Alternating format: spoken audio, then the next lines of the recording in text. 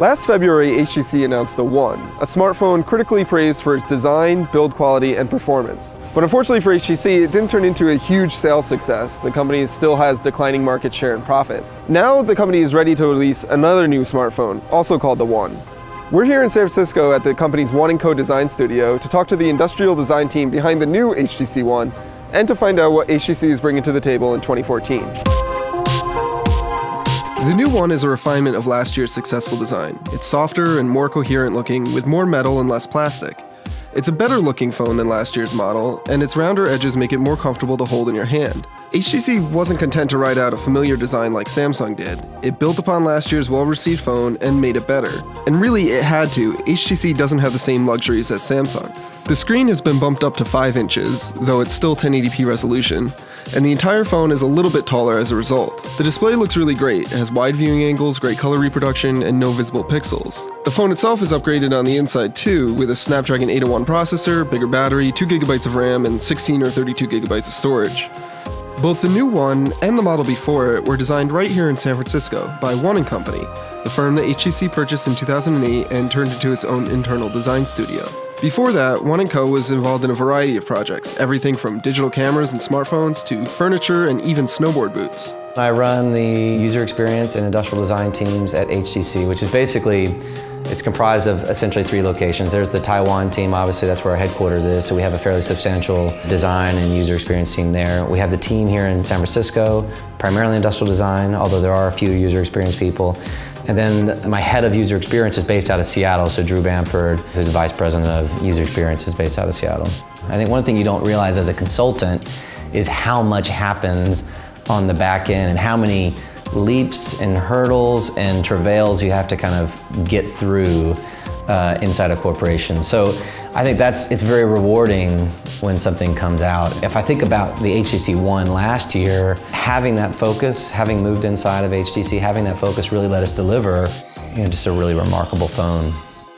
Last year's model debuted HTC's ultra-pixel camera to varied successes, and this year the company is once again betting big on the One's camera. The new One has a secondary sensor on the back that accompanies the 4-megapixel camera. It acts a lot like a litro camera, providing depth information to do things like refocus images after the fact or give pictures a 3D-like effect. We essentially use a stereoscopic optic system, and that allows us to basically define or assign range to every pixel. What that allows us to do is then take that information, we can actually reinterpret that for various applications. When you were developing this camera and coming up with these concepts and ideas, did you see a need in the marketplace that people wanted to be able to refocus their photo after the shot? Or was it just kind of like, this can do this and it's really cool and you know what, we're going to throw it in there and it's going to be fun? Focusing or focus accuracy isn't an issue. We have extremely fast autofocus. That need's probably been met. One of the sort of big shortcomings that we felt in the optics in smartphone cameras is because of the extremely small TTL, the absolute necessity of having a thin optic stack, is that you can't get those sort of gorgeous shallow depth of field shots. So you can actually now use that information to create things like super compelling portraits or actually replicate the sort of effect you'd get from extremely, essentially unattainable glass in a smartphone. HTC tells us that it's also completely revamped Sense for the new One. It runs on top of Android 4.4.2 and features various color coding for different types of apps. The entire OS feels cleaner and flatter, and things like the camera app interface have been simplified and cleaned up a lot.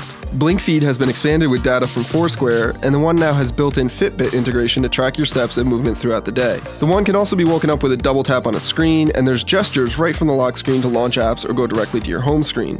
HTC is also debuting a basic flip cover case for the One called Dot View. It has a grid of holes that see through to the One's display, letting you see time, weather, or notifications with just a glance.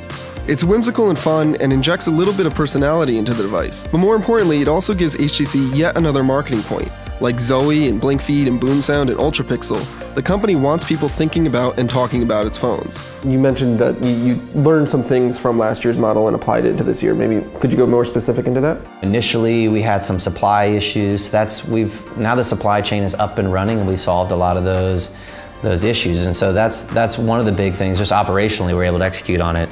Number 2 is, if you think about just going from 70 to 90%, there's another antenna breakthrough that's happened there where we can actually have even more metal on the product. We don't have to have that plastic sidewall anymore. We can actually bring the metal all the way up to the front surface of the phone.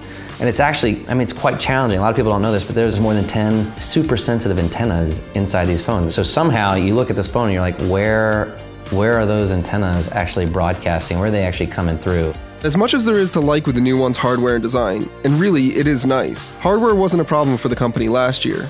HTC is far enough behind Samsung and Apple at this point that shooting for the stars probably isn't its best strategy. The company could carve out a comfortable third-place position, much like how Microsoft is trying to do with its Windows Phone platform. But third place is dangerous. It frequently means that customers aren't necessarily thinking about your product when they walk into a store. HTC can't afford to wait for customers to be pleasantly surprised when they pick up the One. That strategy didn't work last year, and it likely won't work this year. Competing with Samsung's marketing machine is by no means easy, but it's what HTC has to do. The road ahead is an uphill battle.